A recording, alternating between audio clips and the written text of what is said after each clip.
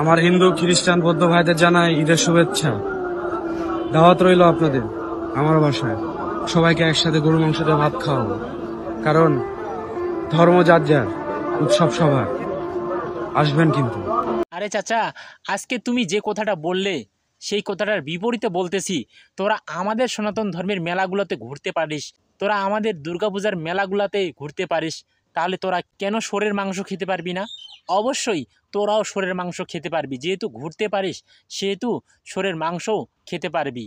তাহলে আয়, সামনের দুর্গাপুজোতে শুয়োরের মাংস খাওয়ার তোকে দাওয়াত দিলাম, শুয়োরের মাংস খাওয়ার তোদেরকে নিমন্ত্রণ দিলাম। শুয়োরের মাংস খেয়ে একসাথে দুর্গা দেখে বেড়াবো, একসাথে ঘুরবো, একসাথে আমাদের সনাতন ধর্মের মেলাতে যাব। ইংরেজি হোক কিংবা বাংলা হোক, 12টা মাসে আমাদের 13টা পূজা। এই 13টা পূজার মধ্যে হচ্ছে আমাদের সবচাইতে বড় পূজা দুর্গা পূজা। এই দুর্গা পূজা ছাড়াও আমাদের অনেক রকমের হাটি মেলা কিন্তু আছেই।